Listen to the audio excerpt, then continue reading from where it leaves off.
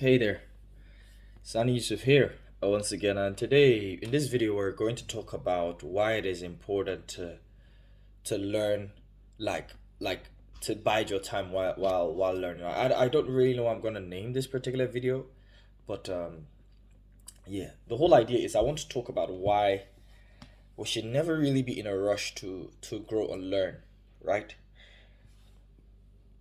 I feel like as human beings, you have to admit that you're going to suck at something to be great at it. I'll give you an example for my own personal life. Um, all my life as a business owner, I've mostly been a solopreneur for the most time. Around 2016, I came up with an amazing idea while I was in the shower. Shower ideas, and I decided, oh my god, this is an amazing idea. We're going to need to do this. So I had to work with my one of my best friends and some new person I got introduced to. So here I am managing this business in Nigeria and I am in the UK and I'm doing everything over phone calls and everything. Now, we didn't get the outcome we wanted for the first trial, neither did we in the second trial. I don't even think we did in the third trial, right? And it was interesting, like at some point my staff, one of my managers said started calling me to apologize because I've entrusted him with this business to get it to where I needed to be, but he was failing. So it was really okay. He was really just, oh my god, man, this is not great. But I always remained calm. I'll be honest with you. At some point, I was just like, oh man, is this person the right job? Do I need to find somebody else? But I'm glad I didn't listen to those words and I just stayed cool. Which you know what I did? I went back to school to study sustainability in agriculture because my company is an agricultural company. I went back to school to study, I think, a 2 months long course because I needed to show that. Like, so the reason why I'm saying is I had to admit that I sucked as a CEO, as a manager, in order to get better. If I did not admit that I was potentially the terrible manager, even though I was doing everything that I thought was correct, I had to check my own ego, and then I had to get the knowledge required for me to communicate. I had to change certain things about myself, and the reason is I had never really been a CEO apart from just, hey, I had the money to do whatever I needed to do, but I'd never really been like a CEO on that scale, or and I realized, hey, this is gonna suck. I'm going to make mistakes, but that's okay because I was not scared to make those mistakes.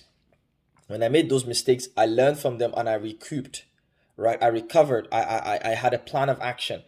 I went, you know, somewhere else. So that's the reason why when you're learning something new, do not your only loyalty should be how much of an ego you have and how much you're checking that ego. Everybody has an ego, like my coach says, in my martial arts coach. He says everybody has an ego. That ego is the reason after training you and I lock horns to see, am I improving or not. That is what the ego does for us.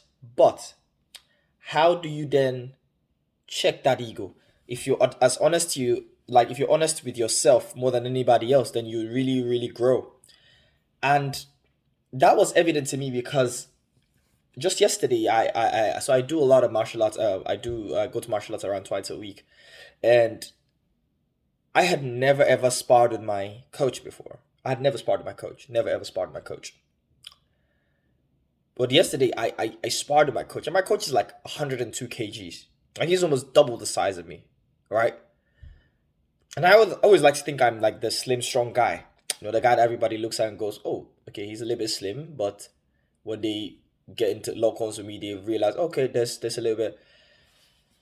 Now, my coach literally did not do much. He was just chilling, like it was supposed to be the easiest training for him. But here's the thing: my ego wasn't bruised. After I lost the first or second round, there was something I told him. I said, "It's going to take 20 years but that's fine. We'll get there someday. Because I recognize my coach has 9 years, close to 10 years of experience training, training, training, training, training, training. So the fact that he's able to take me, cool. Nah, did it shatter my ego a little bit? Obviously, I'm like, yo, if I met somebody like him on the streets, that's it. I'm in big trouble. But that also made me realize, okay, there's so much to learn. So instead of thinking I'm a bad guy, hey, I go to martial arts or I do martial arts, I can rip you off. No, learn and understand that it's going to take time. For example, I've been doing my martial arts for this particular martial arts for just over a year now, and I'm still at the beginners class, and I'm not rushing. But now, like when they say, "Can you do this thing?" I tend to raise my hand up a little bit more. I know exactly, I know the details. I'm really paying attention that it's very rare that I see something now in there that I don't really know per se because I've drilled it before. And it's repetition, repetition, repetition, repetition, right? So I'm now at a point where, yes, repetition, repetition. So um that's the main thing about when you're learning something. It's going to suck. Right now, I'm kind of learning about Web 3.0 and learning new things about, SSI, self sovereign identity, Web3, decentralized technology. And guess what? I suck at it. But I'm okay knowing that I suck at it because I believe it's going to get better and better and better and better. That's the most important thing, that I accept it will get better because I'm willing to put in the work, right? When I started at the gym, I couldn't really lift beyond, I couldn't squat more than 20 kg on each side or 10 kg on each side. Today, I'm still squatting almost triple that. When I started deadlifting, I used to have like maximum 10 or 15 on each side. That's like 50 kg. Today, my warm ups are like 70, sometimes 100. You know, so it takes time to build. And that's okay. The most important thing is, you're setting goals for yourself, and you're realizing, like you're looking at yourself saying, am I growing? Your only loyalty should be, am I getting better than who I was yesterday, than comparing yourself to who someone else is today. Don't try to compare yourself with who someone else is today, because they have a different journey to you. They have a different pathway. They have different everything to you. You should just be focused on becoming better than yesterday's version of yourself. Coming back to martial arts, yesterday I normally seek out, when I'm sparring, I try to seek out people that are bigger than me, like 2 times bigger than me. Because hey, here's the thing: if I'm in a street fight, who am I more scared of? Somebody my size that is trained, or somebody bigger than me that is trained? Of course, it's someone bigger than me that is trained, because that's the person that could potentially do me more damage.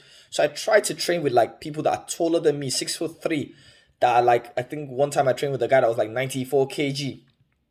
I've never been beyond 70 in my life, my entire life. I don't even think I've hit 70 before, because I'm rarely, I have a slim frame. Yes, people look at me and they think because maybe like I am very fit, but I'm not as heavy as most people think. So I tried to do that. And yesterday we were training with this guy, and he couldn't submit me. I didn't submit him too, but he couldn't submit me too. And he's much bigger than I am. And, we were there really giving each other the go. And it was really fun because I'm willing to accept that, look, he has an advantage over me. I'm willing to accept that he might know something I don't. I'm willing to accept that I'm going to suck. I've been tapped out in martial arts by, I think, 16-year-old. But that 16-year-old had 3 years of training. That's fine. Did I feel some kind of way that 16-year-old? No, I was just like, okay, that's a reality. That's a 16-year-old that has more knowledge than me, and he can tap me out. So, it's very important that you look at things, and you really look at them from a perspective of learning and growth, not from a perspective of like definitive knowledge acquisition, in the sense that like I have to know this by this, I have to do this by this. No, it's repetition, repetition. It's going to take time. Everything's going to take time. Wealth will take time. I'm learning how to make much more difficult calls in my life because, in terms of wealth building and everything, because I understand, what's it called? Like, everything that we're doing.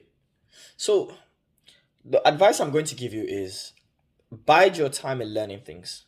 Bide your time in learning things. It's okay. You're going to suck at something.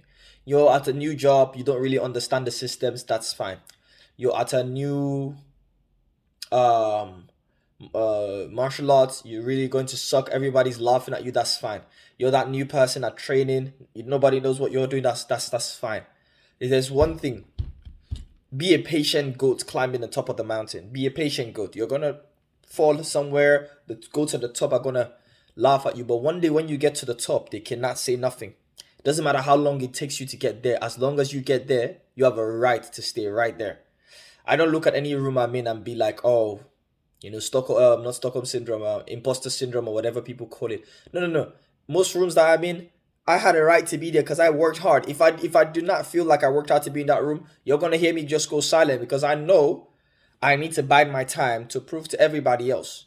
That's just how I operate. So, we're gonna hopefully this is useful to somebody. Bide your time while learning. Acquiring skills take time.